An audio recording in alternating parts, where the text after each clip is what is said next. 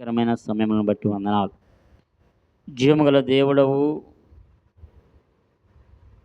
నమ్మదగిన దేవుడవు, మా రక్షకుడవు, మమ్మల్ని కాచి కాపాడుతూ భద్రపరుస్తున్న దేవుడవు, మమ్మలను పోషిస్తున్న దేవుడవు, నీ రాజ్యమునకు మమ్మలను వారసులుగా చేయబోతున్న దేవుడవు. అటు దేవుణ్ణి ఆత్మతో సత్యముతో ఆరాధించడానికి మీ లేఖన భాగములను కొన్ని జ్ఞాపకం చేసుకొనిచుండగా, మా తండ్రి నీ మెల్లని స్వరము పరము నుండి మాకు వినిపింపజేస్తురమని ప్రార్థన చేస్తున్నా. మీ స్వరము విని ఆత్మతో సత్యముతో యథార్థంగా ఆరాధించుటకు మాకు సహాయపడుతురమని యేసు ప్రభువారి దివ్యనామమున ప్రార్థిస్తున్నాను తండ్రి, ఆమె.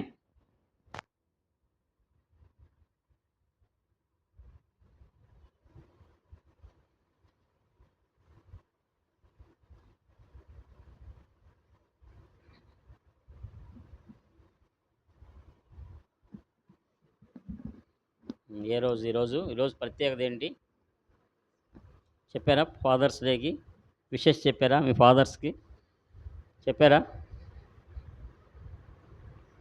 దేవునికి చెప్పారా? ఏ ఫాదర్కి చెప్పారు? Heavenly father. ఇంకా ఏ ఫాదర్కి చెప్పారు మీరు? సరే, దేని వాక్యంలో ఆరాధన కొరకు ఈరోజు ఫాదర్స్ డే కనుక ఆ తండ్రి మనకు ఎలా ఉన్నాడు అని యొక్క గొప్పతనము మనం జ్ఞాపకం చేసుకొని మనము ఆరాధనలోనికి ప్రవేశిస్తాం. మత్తయి సువార్త 6వ అధ్యాయము.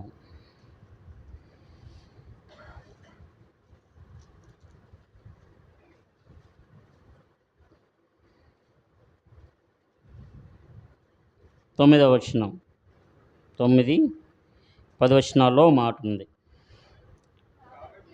కాబట్టి మీరు ఎలాగూ ప్రార్థన చేయడి, పరలోకమందున్న మా తండ్రి. Number 1, heavenly father. మొట్టమొదటిగా ఆయన ఎవరంట? పరలోకమందున్న మా తండ్రి.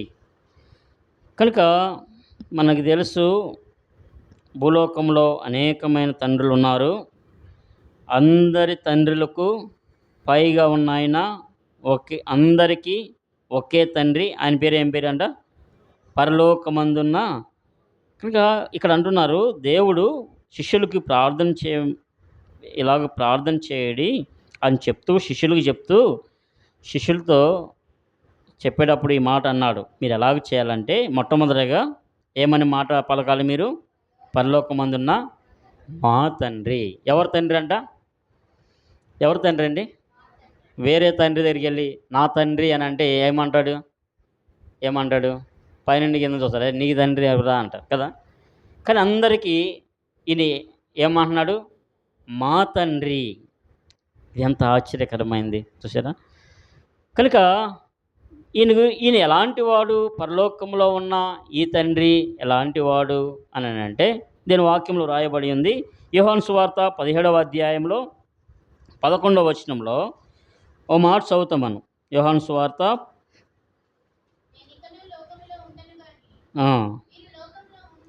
ఉన్నారు. ఈయన ఎలాగున్నాడంట? పరలోకంలో ఉన్న తండ్రి ఎలాంటి తండ్రి? పరిశుద్ధుడు.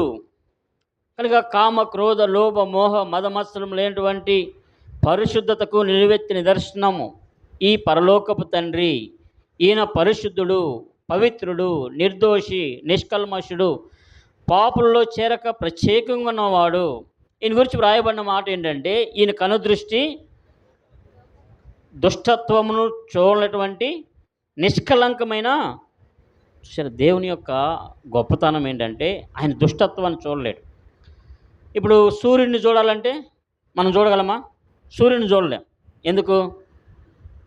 మన కళ్ళు మ్యానుఫ్యాక్చరింగ్ అలా ఉన్నాయి. దాన్ని చూసి అంత తట్టుకునే శక్తి మన కళ్ళకు దేవుడు ఇవ్వలేదు. ఏదో కొంత మెగాపిక్సెల్ ఏదో కొంత ఇచ్చాడు, కానీ అంత పవర్ఫుల్ మహిమను చూసే అంత మనకు కళ్ళుకి లేదు.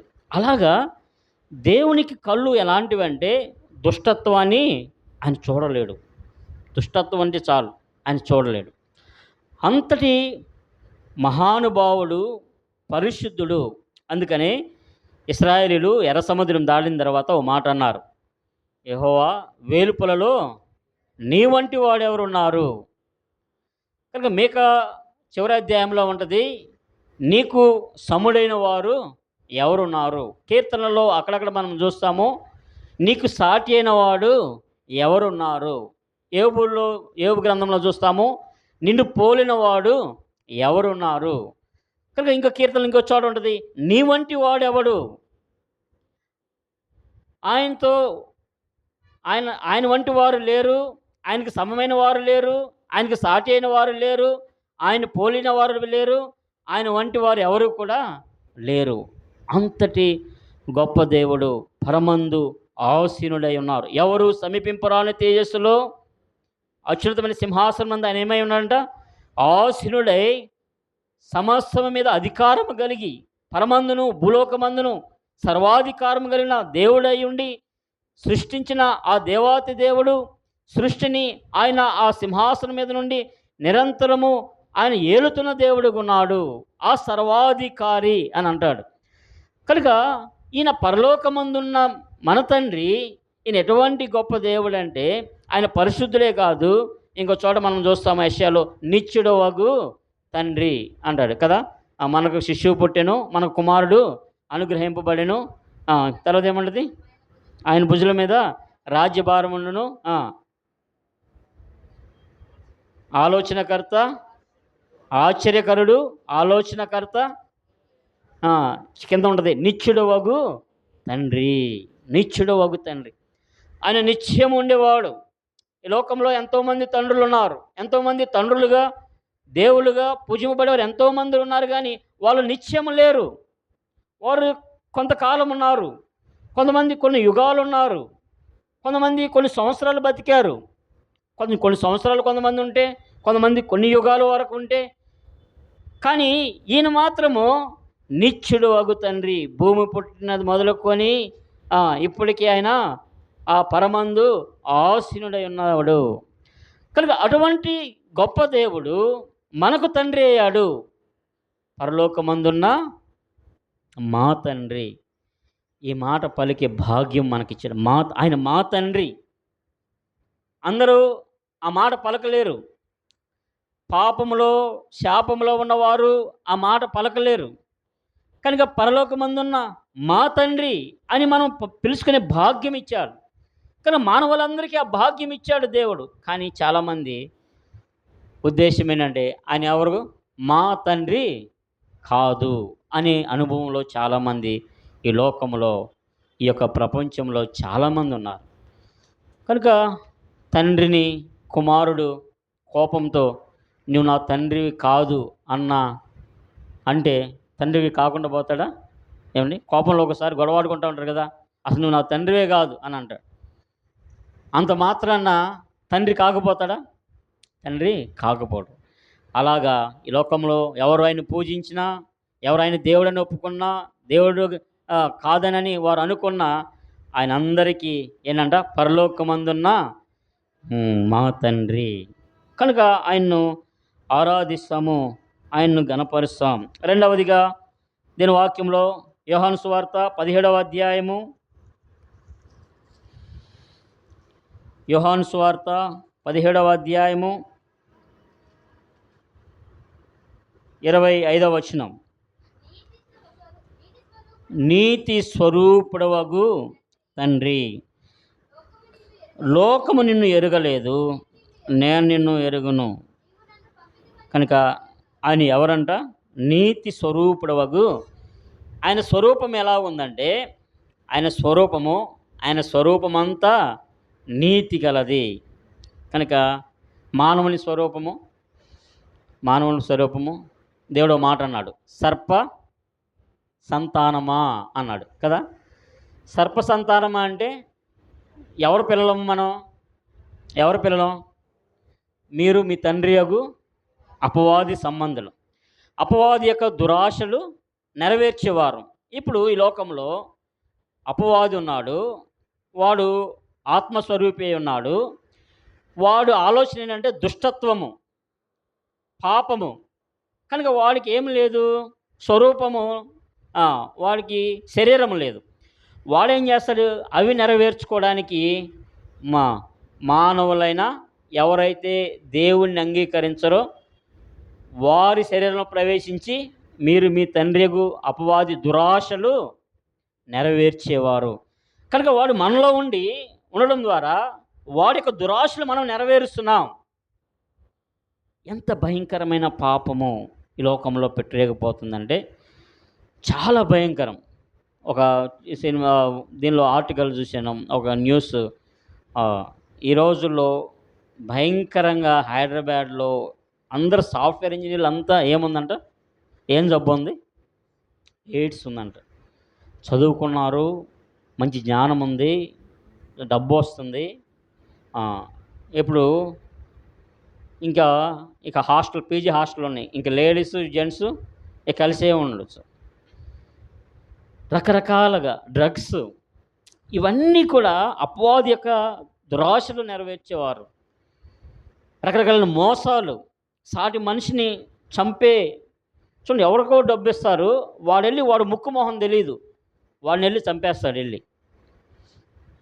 చూడండి, అసలు వాళ్ళకి సంబంధం లేదు ఆ వ్యక్తి. మానవునికి హృదయం ఎలా ఉందంటే అంత భయంకరమైన పాపంలో ఉంది. కనుక సర్ప సంతానమా, ఇప్పుడు సర్పానికి ఏముంటుందంట, నిలువెల్ల ఏముంటుంది, కానీ మానవునికి ఏమో నిలువెల్ల విషయం ఉంది, కానీ దేవునికేమో ఆయన స్వరూపం ఎలా ఉంది, నీతి స్వరూపుడు. చూడండి ఎంత ఆశ్చర్యకరమైంది. అసలు దేవునికి మానవునికి పోల్చలేం. ఈయన నీతి స్వరూపుడు. మానవుడు భయంకరమైన దుష్టత్వంలో, పాపములో తల నుండి అరికాల వరకు కొంచెమైనా ఏం లేదంట, స్వస్థత లేదు, అది ఎక్కడ కూడా పరిశుద్ధత లేదు. ఇటువంటి మానవుణ్ణి దేవుడు ప్రేమించాడు. ఇప్పుడు ఓ భక్తుడు అంటున్నాడు, కీర్తన 4వ అధ్యాయం 1వ వచనంలో, కీర్తన 4 1వ వచనం చదవండి ఎవరైనా తీసి. నా నీతికి, ఎంత అసలు భక్తుడు ఆ మాట పలుకుతున్నాడు. ఏమని పలుకుతున్నాడంటే, ఇప్పుడు నిలువెల్లా విషమైపోయిన మానవుడు, అపవాది యొక్క దురాశలు నెరవేర్చుకోరే మానవుడు, భయంకరమైన పాపంలో శాపంలో ఉన్న మానవుడు ఇప్పుడు ఏమని పలుకుతున్నాడంటే, నా నీతికి ఆధారమైన దేవా, యేసు రక్తము ప్రతి పాపము నుండి మనల్ని కడిగి పవిత్ర, ఆయన నమ్మదగిన వాడు, నీతిమంతుడు. ఆయన ఎవరంట, నమ్మదగిన వాడు, నీతిమంతుడు. కనుక ఆయన మన పాపములను ప్రాయశ్చిత్తం చేయడానికి నీతి స్వరూపి అయిన తండ్రి, నిలువెల్లా విషమున్న మానవాళిని నీతిమంతులుగా చేయడానికి, యేసు రక్తం ప్రతి పాపము నుండి మనల్ని కడిగి పవిత్రపరచడానికి, నీతిగా చేయడానికి పరమ తండ్రి పరమ నుండి ఇహలోకానికి అరుదించి వచ్చి జగదరక్షకుడిగా, లోకరక్షకుడిగా, లోక పాప భారాన్ని మోసుకొని పోయే దేనుగొరపిలుగా పరమాత్ముడు మన కొరకై ఆ కలవరి శిలలో పాప శరీరాకారంలో ఆకాశానికి భూమికి మధ్యలో మన కొరకై వేలాడదీయబడ్డాడు. ఆ నీతి స్వరూపుడు పాపముగా చేయబడ్డాడు. ఆయన శరీరం ఏమైపోయింది, ఎలా, దేవుని వాక్యం ఉంది, మన కోసము ఆయన పాపముగా చేయబడెను. దుష్టత్వాన్ని చూడలేనటువంటి కనులు కలిగిన వాడు, ఆయన స్వరూపమంతా నీతిమంతంగా ఉన్న దేవాతి దేవుడు మన కొరకై మన శాపము మన పాపము ఆయన మీద వేసుకొని, మన శిక్ష ఆయన మీద వేసుకొని పాప శరీరాకారంలో కలవరి శిలువలో మన కొరకై వేలాడదీయబడ్డాడు. ఆయన రక్తం ద్వారా మనకు నీతి లభించింది. నా నీతికి ఆధారమైన దేవుడు ఇప్పుడు. కనుక ఆయన రెండవదిగా ఆయన ఎలాగున్నాడు, ఏ తండ్రిగా ఉన్నాడంటే నీతి. కనుక చాలామంది తండ్రులు, కుమారుడు కొద్దిగా పాపం చేసినప్పుడు లేకపోతే ఏదైనా చేసినప్పుడు చాలామంది అంటారు, ఏమంటారంటే వాడినైతే కన్నాము కానీ వాడి రాతను మేము కనలే. హైదరాబాద్లో అనుకుంటా ఒక న్యూస్, ఒక భయంకరంగా ఒక అమ్మాయిని పాడు చేసి చంపాడు సందర్భం అది. ఆయన ఆ తండ్రి ఇచ్చిన స్టేట్మెంట్ ఏంటంటే, మా కుమారుడని కాదు, మా కుమారుడిని తీసుకెళ్ళి మీరు ఏదైనా చేసుకోండి, ఆఖరికి చంపేయండి, నాకు అభ్యంతరం ఏం లేదు, వాడు బతకడానికి వీలు లేదు, అటువంటి ఘోరమైన పాపంలో ఉన్నాడు అని ఒక తండ్రి స్టేట్మెంట్ ఇచ్చాడు. ఇది జరిగిన సందర్భాలు న్యూస్లో కూడా వచ్చింది. కనుక కానీ ఈ తండ్రి ఏం చేశాడంటే, పాడైపోయిన తన కుమారులను ఆయనే ఈ లోకానికి వచ్చి ఆ శిక్ష ఆయన మీద వేసుకున్నాడు. ఆయన మీద వేసుకొని ఆయన మరణించాడు. ఆయన నీతి స్వరూపి అయిన తండ్రిగా మనకు ఉన్నాడు. కనుక మనం దేవుని ఆరాధిస్తాం, దేవుని గణపరుస్తాం. నీతి నీతి స్వరూపుడైన తండ్రి, the righteous father. Number 1 heavenly father, second one పరలోకపు తండ్రి, రెండవది రైటియస్ ఫాదర్, నీతి స్వరూపుడవగు తండ్రి. మూడవదిగా 2 కొరింథీయులకు రాసిన పత్రిక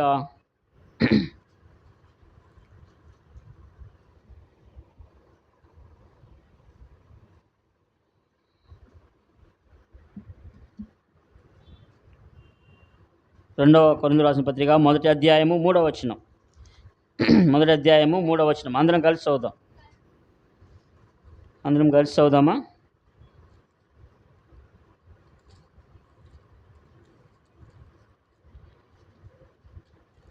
కనికరము చూపు తండ్రి, సమస్తమైన ఆదరణను అనుగ్రహించు దేవుడు, మన ప్రభు అయిన యేసుక్రీస్తు తండ్రినైన దేవుడు స్తుతింపబడుగాక.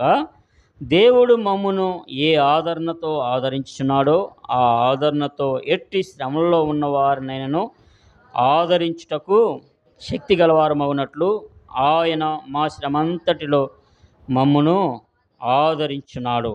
క్రీస్తు యొక్క శ్రమలు మా యందు ఎలాగ విస్తరించున్నవో అలాగే క్రీస్తు ద్వారా ఆదరణయు మాకు విస్తరించున్నది.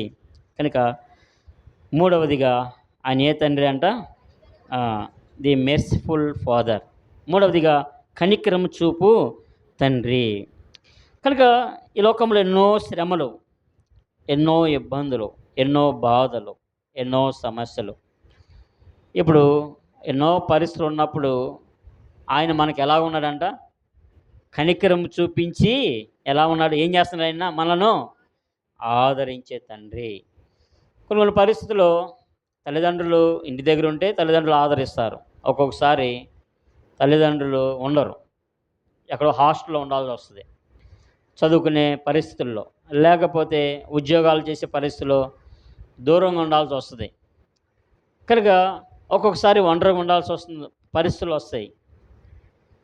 కానీ నిత్యము మనతో ఉండి ఆయన ఏం చేస్తున్నాడంటే మనలను కనికరము చూపుతూ ఆదరిస్తున్నాడు. ఎలాగ ఆదరిస్తున్నాడంటే మనందరికి తెలుసు కదా, కీర్తన 103:13 చూడండి. దేని వాక్యంలో? కీర్తన 103:13. 103:13. తండ్రి తన కుమారుల ఎడల జాలి పడినట్లు యెహోవా తన యందు భయభక్తి గలవారి ఎడల.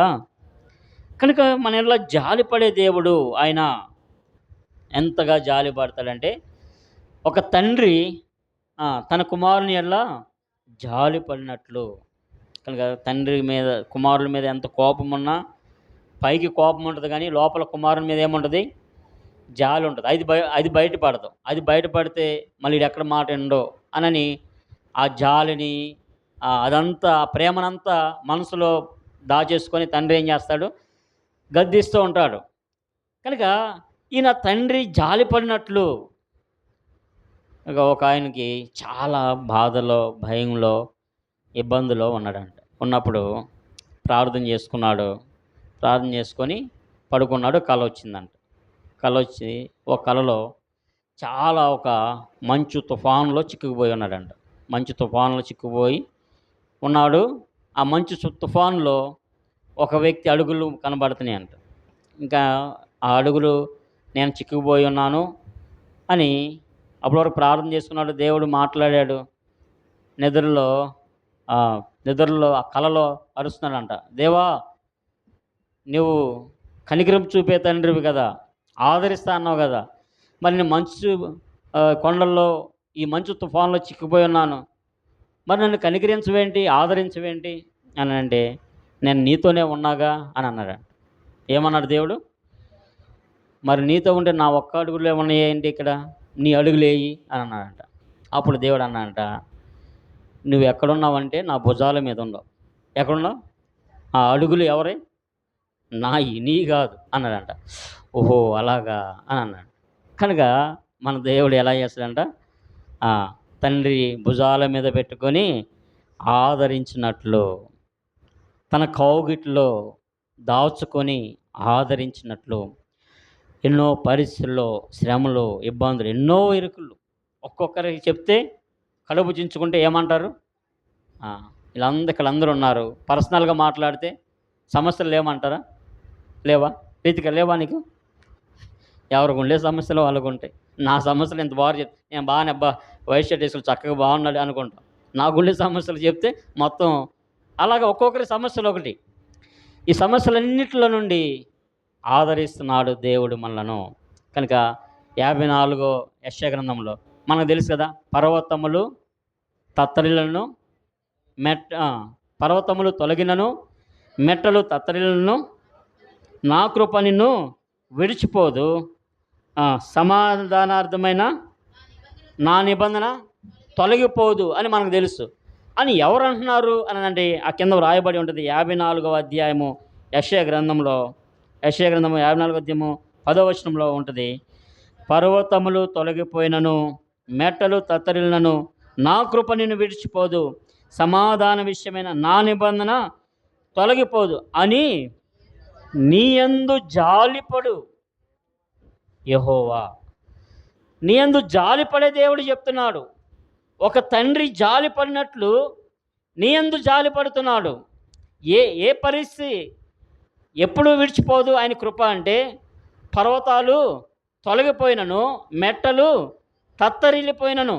ఇంకా పర్వతాలే తొలగిపోయే పరిస్థితి, మెట్టలే తత్తరిల్లిపోతుందంటే ఇంకా భూమి అంతా ఏమైపోయింది? అయోమయం, అగమ్య గోచరంగా ఉంది. భూమి అంతా భూకంపం రావచ్చు ఆ పరిస్థితిలో. అయినా సరే నా కృప నిన్ను విడిచిపోదు, నా నిబంధన నీకు ఒక వాగ్దానం ఇచ్చానే, ఒక వాగ్దానం ఉంది కదా, ఆ వాగ్దానం ఎన్నడూ కూడా కనుక తండ్రి వాగ్దానం ఇస్తే, చిన్నపిల్లలు చూడండి, కొద్దిగా వయసు అయిన తర్వాత కొద్దిగా అవగాహన వస్తుంది, కానీ 10th లోపు లేకపోతే 12th కొద్దిగా చదువుకునే వయసులో, డిగ్రీ కావచ్చు, పీజీ కావచ్చు, ఆ సమయంలో ఇక్కడ తండ్రి ఎంతో బాధపడి ఉండొచ్చు. ఫీజు కట్టాలి, ఫీజు కట్టాలి, ఇబ్బంది పెడుతున్నానంటే, సరే పలానా తారీఖు నేను వస్తానని ఒక మాట చెప్పాడు అనుకోండి, కుమారుడికి ఏముంటుంది? తండ్రి మీద, ఎవరి మీద ఉన్నా, స్నేహితుల మీద ఉన్నా, వేరే వాళ్ళ మీద మాట మీద వాడికి నమ్మకం లేకపోయినా ఎవరి మీద నమ్మకం ఉంటుంది? మా నాన్న ఒక మాట ఇచ్చాడు, ఆ మాట వస్తాడు. అలాగా దేవుడు నా నిబంధన తొలగిపోదంటే ఏమంటున్నాడు? నా నిబంధన తొలగిపోదు అని అంటే, ఆయన ఇచ్చిన వాగ్దానము నీకు, నీ విషయంలో అది ఎన్ని సంవత్సరాలు కానీ ఆయన ఒక వాగ్దానం ఇచ్చాడు, అది తొలగబోదు. అలాంటి తండ్రి కనుక పర్వతాలు తొలగిన మెట్టలు, కీర్తనకారుడు కూడా మాట అన్నాడు. 40 చూడండి ఒకసారి, నేను చెప్తాను, నేను చేస్తాను ఒక నిమిషం. 46 అనుకుంటా, 46 కీర్తనలు 46 దేవుడు మొదటి వచనం. దేవుడు, అందరం కలిసి చదువుదామా? 46 మొదటి నుండి 475 పేజీ. దేవుడు మనకు ఆశ్రయదుర్గమునై ఉన్నాడు, ఆపత్కాలంలో ఆయన నమ్ముకొనదగిన సహాయకుడు. కింద చదవండి. కావున భూమి మార్పు నొందినను, నడి సముద్రములలో పర్వతాలు మునిగినను, వాటి జలములు ఘోషించుచు నురుగుగట్టినను, ఆ పొంగు వరకు పర్వతములు కదిలినను మనము భయపడము. ఇప్పుడు ఇక్కడ ఏంటంట, భూమి మార్పు నుండి నడి సముద్రంలో పర్వతాలు. ఇప్పుడు భూమి మీద 3 వంతులు ఏముంది? వాటర్ ఉంది, నీరు ఉంది. భూమి నేల ఎంత ఉంది? 1 వంతు ఉంది. ఈ 3 వంతులు ఎక్కువ, 1 వంతు ఎక్కువ? ఈ 1 వంతు మునిగిపోయే పరిస్థితి వచ్చినప్పటికీ అంటే ఇంక భూమే లేదు. కొన్ని ఊళ్ళు చూసారా సముద్రము ముందుకు వచ్చేస్తుంది అని కొన్ని ప్రాంతాలు కూడా మీరు ఖాళీ చేసేయాలి అని అంటూ ఉంటారు కదా. కొన్ని మన దగ్గర కూడా కొన్ని ప్రాంతాలు మునిగిపోయినాయి అంటారు. దానికి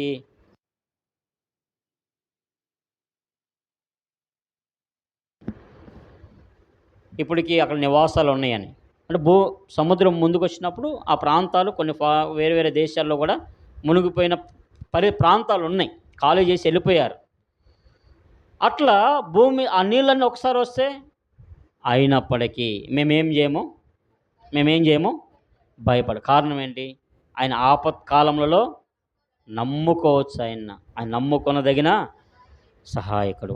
అటువంటి తండ్రి మన తండ్రి కనుక ఆ తండ్రి దగ్గర మనకేముందంటే క్షేమం ఉంది, ఆదరణ ఉంది, భద్రత ఉంది. చిన్నపిల్లవాడు తండ్రి చేయి పట్టుకొని చిన్నపిల్లవాడు తండ్రి ఇద్దరు నడుస్తున్నప్పుడు కుక్క గట్టిగా అరిసింది, మురిగింది.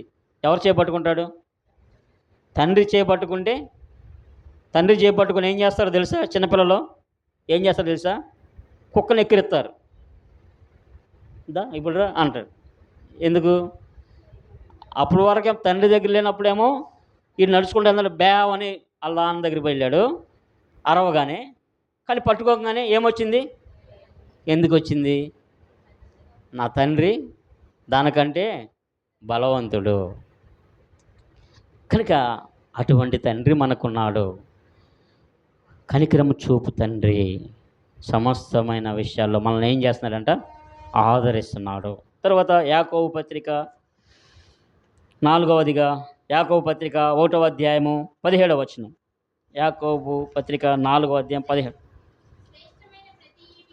శ్రేష్టమైన ప్రతి ఈవియు సంపూర్ణమైన ప్రతి వరమును పరప సంబంధమైనదై జ్యోతిర్మయుడగు తండ్రి యొద్ద నుండి వచ్చును. ది ఫాదర్ ఆఫ్ లైట్స్, జ్యోతిర్మయుడగు తండ్రి. ఆయన ద్వారా ఏమొస్తుంది అంట మనకు? శ్రేష్టమైన ప్రతి ఈవియు, సంపూర్ణమైన ప్రతి వరము. అవి ఎక్కడి అంటే అవి పరసంబంధమై జ్యోతిర్మయుడగు తండ్రి వద్ద నుండి. కనుక ఆయన జ్యోతిర్మయుడగు తండ్రి. ఆ జ్యోతిర్మయుడగు తండ్రి ఏం చేస్తున్నాడంటే ఆయన ప్రకాశము మన మీద ప్రకాశిస్తుంది. మన మీద ప్రకాశిస్తూ ఏం చేస్తుందంట? ఆ వెలుగు ఏం చేస్తుంది? మనకు ఏం తీసుకొస్తుంది? శ్రేష్టమైన ప్రతి ఈవి ఆయన వెలుగు ద్వారా, ఆయన సన్నిధి కాంతి ద్వారా ఇశ్రాయేలుకు అప్పట్లో యాజకులకు దేవుడు ఏం చెప్పాడంటే సమాజాన్ని ఇలాగ ఆశీర్వదించాలి. మీరు ప్రతిసారి సమాజాన్ని ఇలాగ ఆశీర్వదించాలి. ఎలాగ ఆశీర్వదించాలి?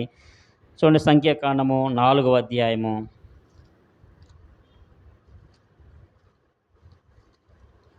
సంఖ్యాకాండము 4వ అధ్యాయము 6వ అధ్యాయము 23, 24. మీరు ఇశ్రాయేలును ఇలాగూ దీవింపవలెను. ఎవరితో చెప్పాడంటే నీవు అహరోనులతోనూ అతని కుమారులు. ఎవరంటే వీళ్ళు? యాజకులు, అంటే సేవకులు, దైవ సేవకులు, పాస్టర్స్ అనుకోవచ్చు మనం. కనుక దైవ సేవకులతో మోషేతో చెప్పాడు దేవుడు. మోషే నువ్వు ఇలాగ చెప్పు. ఏం చెప్పంటే నీవు ఇశ్రాయేలును మీరు ఇలాగూ దీవింపండి. యెహోవా నిన్ను ఆశీర్వదించి నిన్ను కాపాడునుగాక. యెహోవా నీకు తన సన్నిధిని ప్రకాశింపచేసి నిన్ను కరుణించునుగాక. యెహోవా నీ మీద తన సన్నిధి కాంతి ఉదయింపజేసి నీకు సమాధానము కలుగజేయునుగాక. అట్లు వారు ఇశ్రాయేలు మీద నా నామమును ఉచ్చరించడం వలన నేను వారిని ఆశీర్వదిస్తాను. చూసారా, ఇక్కడ ఏమని ఆశ్రయించాలంట? వీళ్ళు ఈ సేవకులు ఏమని ఆశ్రయించాలంట? యెహోవా నీ మీద తన సన్నిధి కాంతి ఉదయింపచేసి నీకు సమాధానము కలుగజేయునుగాక అని చెప్పినప్పుడు ఆ రీతిగా ఇశ్రాయేలు మీద వారు నా నామము ఉచ్చరించటం వలన నేనేం చేస్తాను? వారిని ఆయన జ్యోతిర్మయుడగు తండ్రి మహామహిమలో నివసిస్తున్న ఆ దేవుడు తన మహిమను ప్రకాశింప చేయడం ద్వారా ఆ మహిమ ఏమొస్తుంది? ఇప్పుడు ఆ మహిమ ఆయన ఎక్కడున్నాడు? పరలోకంలో ఉన్నాడు. ఇప్పుడు ఈ మాట ఉచ్చరించగానే ఇప్పుడు పరలోకం నుండి ఆయన సన్నిధి కాంతి బయలుదేరి దేవుని బిడ్డల మీదకి వచ్చినప్పుడు ఈ సన్నిధి కాంతి ఏం తీసుకొస్తుందంటే అక్కడి నుండి శ్రేష్టమైన ప్రతి ఆశీర్వాదం, ప్రతి ఈవి, శ్రేష్టమైన ప్రతి ఈవి అక్కడి నుండి మనకు వస్తుంది. ఆయన జ్యోతిర్మయుడగు తండ్రి, ది ఫాదర్ ఆఫ్ లైట్స్. అంతేకాదు శ్రేష్టమైన ప్రతి ఈవి ఇంకేనంట వరము. ఇంకేముంది? వరము. తిమోతికి రాస్తూ హస్త నిక్షేపణ వలన నీకు కలిగిన వరము అంటాడు. అంటే హస్త నిక్షేపం ద్వారా మనకేమొస్తుంది? హస్త నిక్షేపం ద్వారా ఏమొస్తుందండి?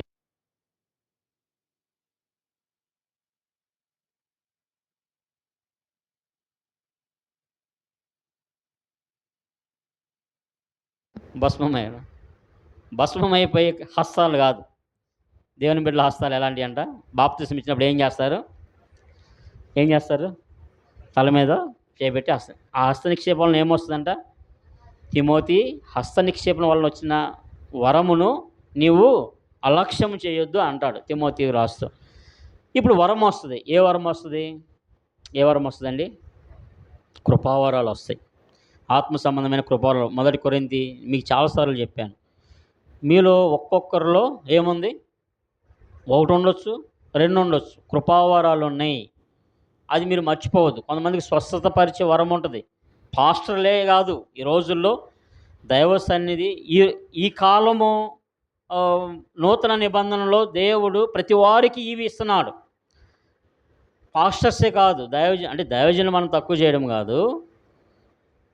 హస్త నిక్షేపం ద్వారా ఏమొస్తుందంటే మనకు కొన్ని కృపావరాలు ఉన్నాయి. కొంతమందికి బోధించే వరము, కొంతమందికి స్వస్థత వరం ఉంటుందంట. ప్రార్థన చేస్తే వాడు నాశనం అవడం కాదు, ఏమవుద్ది?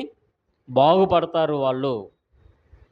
స్వస్థత వస్తుంది. మనం ప్రార్థిస్తే, ఇక్కడ ప్రార్థన చేస్తే అక్కడ వారికి స్వస్థత వస్తుంది. కనుక మన మధ్య ఒక పాప చాలా క్రిటికల్, ఇంకా రెడీ, వాళ్ళ తల్లిదండ్రులు కూడా రెడీ అయిపోయారు. ఆమెకు బాగా ఫిట్స్, 5 మినిట్స్కి ఒకసారి ఫిట్స్, 5 మినిట్స్కి ఒకసారి ఫిట్స్. దరిదాపు చాలా లక్షలు అయినాయి. ఇక్కడ మన అను మై బేబీ హాస్పిటల్ ఉంది కదా విజయవాడలో, అక్కడ ఇంకా ఓ డాక్టర్ ఒకరోజు వచ్చి అన్నంట, ట్రీట్మెంట్ చేసే డాక్టరు, ఇంకా మీరు దేనికైనా సిద్ధంగా ఉండండి అన్నంట. అంటే ఏంటి? ఇంకా అమ్మాయి చనిపోవచ్చు, డాక్టరే ఆ మాట అన్నాడు. దైవజనులు, సంఘము చాలామంది ప్రార్థన చేశారు. ప్రార్థనలు ఎత్తిపట్టారు. వాళ్ళు కూడా హైందవ కుటుంబం రక్షణ పొందిన వారు, హిందూ ఫ్యామిలీ నుంచి రక్షణ పొందినవారు. కనుక వాళ్ళు దాదాపు రమేష్ గారు మీకు చుట్టాలు ఉన్నారు కదండి, దాదాపు వాళ్ళకు కూడా అవ్వచ్చు. అంటే అలా కొద్దిగా దూరంగా ఆ పాప చనిపోయే పరిస్థితిలో ఉంది. చాలా రోజులు కోమాలో ఉంది, బ్రెయిన్ డెడ్ అయిపోయే పరిస్థితి. డాక్టర్ అన్నాడు, ఇంకా దేవుడు కనికరించాడు. చాలా ఆశ్చర్యపోయారు అందరూ. ఇంకా డాక్టర్ అన్నాడు, 3 నెలల దాకా కూడా మీరు ఫిజియోథెరపీ చేయాలి, నడవదు అని అన్నారంట. ఇక మన వాళ్ళు దైవజనులు వెళ్ళి ప్రార్థన చేశారు. ఇంకా డిశ్చార్జ్ అయ్యేటప్పుడు నేనే ఒక బ్రదర్ని, సేవకులను పంపమంటే సేవకుని పంపించాను. విజయవాడలో ఒక ఆయన ఉంటే వాళ్ళు ప్రార్థన చేశారు. ప్రార్థన చేసిన తర్వాత ఆ పిల్ల అసలు మామూలు వ్యక్తిలాగా నడుచుకుంటూ వచ్చేస్తుందంట. డాక్టర్లు, తర్వాత స్టాఫ్, నర్సులు వాళ్ళందరూ కూడా లైన్గా ఉండి, అసలు ఈ పిల్లేనా ఇన్ని రోజులు బెడ్ మీద ఉంది అని అంటున్నారంట. ఎవరు? ట్రీట్మెంట్ చేసిన డాక్టర్స్. ఈ పిల్లేనా అని ఆశ్చర్యపోతున్నారంట. 3 నెలల వరకు అసలు నడవదు, ఫిజియోథెరపీ చేయించాలన్న పాప ఏం చేస్తుంది? ఈ పాస్టర్ గారు వెళ్తే బాసిబెళ్ళు వేసుకొని వాక్యం చదివిందంట, ప్రార్థన చేసిందంట, మరలా లేచిందంట, నడుచుకుంటూ వచ్చి ఆ వెహికల్ ఎక్కింది. కనుక అటువంటి దేవుడు మన దేవుడు. ఆయన ఏ దేవుడు? మూడవదిగా అంటే ప్రతి వరము దేవుని బిడ్డలకు ఉంటుంది. దేవుడు తన సన్నిధి కాంతి ద్వారా, ఆయన జ్యోతిర్మయుడగు తండ్రి కదా, ఆ వరాలు మనకిస్తాడు. ఎవరికి ఉందండి ఈ లోకంలో? ఏ గొప్ప వారికి ఉంది, ఎంత చదువుకున్న వారికి ఉంది, కానీ ఎవరికి కూడా లేదు. ఆ యొక్క ఆధిక్యతలు లేవు, మనకిచ్చాడు. చివరికి ఒక మాట చదువుకొని మనం ఆరాధనకు వెళ్తాం. దీని వాక్యంలో ఎఫెసీయులకు రాసిన పత్రిక 3వ అధ్యాయము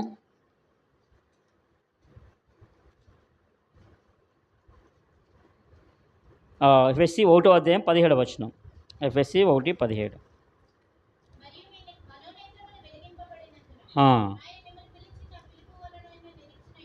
ఎట్టిదో ఏటిదో ఆ, ఆ, ఉమ్, ఆ, ఉమ్. మన ప్రభు అయిన యేసుక్రీస్తు యొక్క దేవుడైన మహిమ స్వరూపియగు తండ్రి, the gracious father, sorry glorious father. ఈయన ఇందాక మనం ఫస్ట్ చూసాం కదా. రెండోది, నీతి స్వరూపుడు మాత్రమే కాదు, ఈయన ఏ స్వరూపుడు అంట? మహిమా స్వరూపి. మహిమా స్వరూపైన దేవుడు పైన అంటాడు, ఏమంటాడంటే పరిశుద్ధులలో శ్వాసం యొక్క మహిమైశ్వర్యము ఎట్టిదో. మనకు తెలుసు ఒక వాక్యము, ఏ భేదం లేదు, అందరూ పాపము చేసి దేవుడు అనుగ్రహించు మహిమను పొందలేకపో. కనుక మనకు మహిమ ఉంది.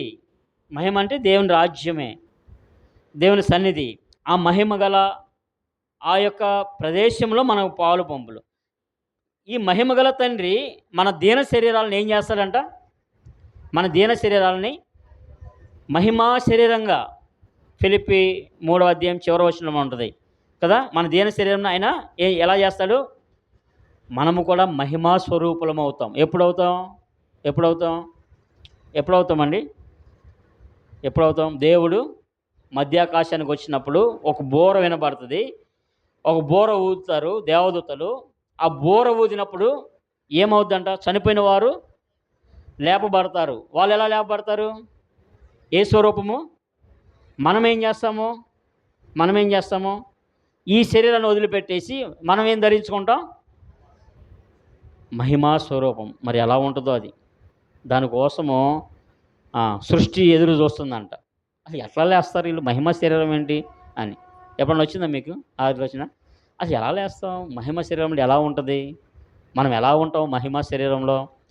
అద్దం ముందు ఎలా ఉంటాం? అద్దం ముందు వెళ్ళి అనుకుంటాం కదా, ఎంత ఉంది దేవుడు, ఎంత చక్కగా నేను ఎలా ఉన్నాను, ఇడిదిప్పుతారు. కాసేపు ఎండలోకి వెళ్ళి వస్తే ఇదేంది నల్లగా అయిపోయామని అంటారు కదా. అలాంటిది మన శరీరం. కొద్దిగా అగ్ని పాపం కాలిపోయిన వాళ్ళు ఉంటారు. అప్పుడు వరకు అందంగా ఉంటారు. అగ్నిలో కాలగానే మన స్టీల్ ప్లాంట్లో ఒక యాక్సిడెంట్ జరిగింది. వాళ్ళ పరిస్థితి ఎలా ఉందో చూడండి. కనుక ఈ వ్యర్థమైన ఈ స్వరూపం, కానీ మహిమ స్వరూపం ఉంటుంది. కనుక మనం ఒకరోజు ఆ మహిమా స్వరూపం ధరించుకొని మహిమా స్వరూపుడు తండ్రి దగ్గరికి మనము వెళ్తాం. ఆ మహిమా స్వరూపుడు తండ్రి అట్టి భాగ్యం మనకి ఇచ్చాడు.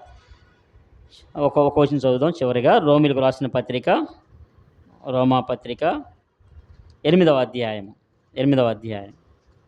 రోమపత్రిక 8వ అధ్యాయము 18వ వచనం అమ్మ. 18. మన ఎడల ప్రత్యక్షము కాబోవు మహిమ ఎదుట ఇప్పటి కాలపు శ్రమలు ఎన్న తగినవి కావని ఎంచుచున్నాను. దేవుని కుమారుల ప్రత్యక్షత కొరకు సృష్టి మిగులు ఆశతో తేరు చూచు కనిపెట్టుచున్నది. చూసారా? సృష్టి ఏం చేస్తుందంట? ఆశతో చూస్తుందంట. ఈ సూర్యచంద్ర నక్షత్రాలు కావచ్చు, భూమి కావచ్చు, పంచభూతాలు అన్నీ చూస్తున్నాయి అంట దేవుని కుమారుల ప్రత్యక్షత. కనుక పైన ఉంది, మన ఎడల ప్రత్యక్షము కాబోవు మహిమ ఎదుట ఇప్పటి కాలపు శ్రమలు. కనుక ఏంది? దేవుని నమ్ముకున్నాం, ఏంటి శ్రమలు ఏంటి? మన శరీరంలో ఉన్నాం కనుక మనకేముంటాయి? ఈ లోకంలో ఏముంటాయండి? ఇది నియమం. ఈ నియమము ఇలాగా ఇక నిర్వర్తించాలి. ఇంకా దీనిలో అంతే, మీరు అనేక శ్రమలు అనుభవించి దేవుని రాజ్యంలో ప్రవేశించాలని అపోస్తల కార్యములు 14 అధ్యాయం 21 మనం చదువుతాం. కనుక అనేక శ్రమలు దేవుని ఆదరణ ఉంటుంది. మీకు సహించే అంత శ్రమలే దేవుడు ఇస్తాడు. మీరు సహించలేరే, అమ్మో నేను సహించలేకపోతున్నాను అంటారే, అంత శ్రమలు మీకేమి ఇవ్వడు. అంటే మానవరీత్యా మనకు ఆ ఆలోచన వస్తుంది కానీ, అమ్మో నేను తట్టుకోలేకపోతున్నా, సహించలేము, నువ్వు తట్టుకోలేకపోతే ఆ మాట నువ్వు పలకలేవు కదా. కనుక తట్టుకునేంత దేవుడు ఇస్తాడు. కొన్ని శ్రమలు ఉంటా ఉంటాయి. ఈ శరీరం, ఈ లోకంలో నియమం ఉంది. అలాగూ ఈ నియమము ప్రకారం మనం వెళ్ళిపోవాలి. ఈ లోకము విడిచిపెట్టే వరకు కొన్ని కొన్ని ఉంటాయి. దిగులు పడాల్సిన అవసరం లేదు.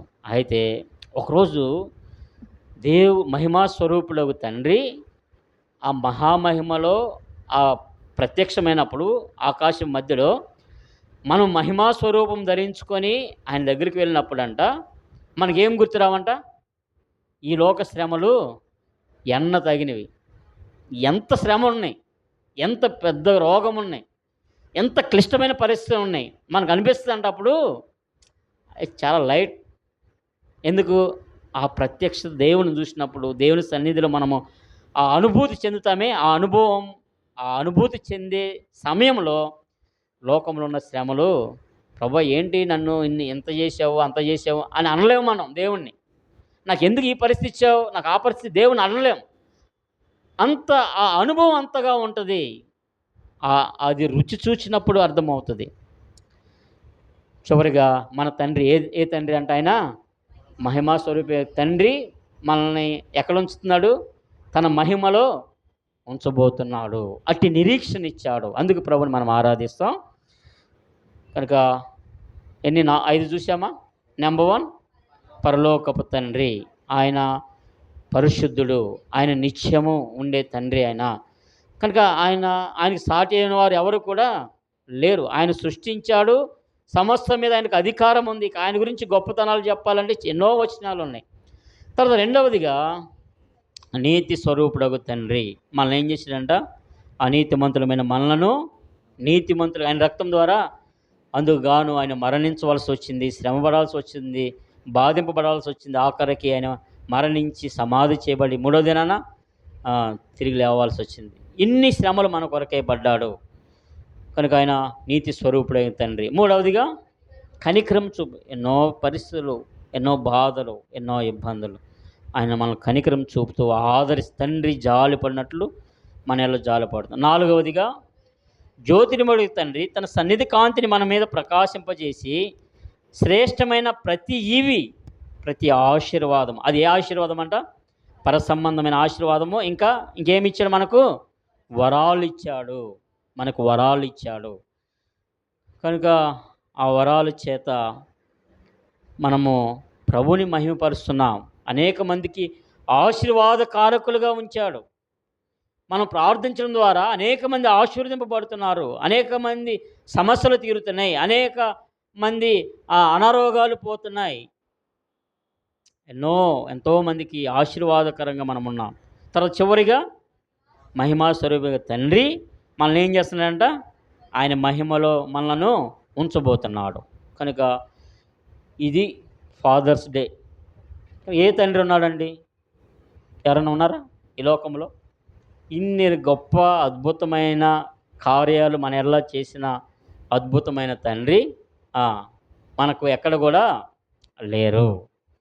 కనుక అటు తండ్రిని మనము ఆరాధిస్తాం, అటు తండ్రిని మనము గణపరుస్తాం. ఒకసారి మనం లేచి నిలబడదామా?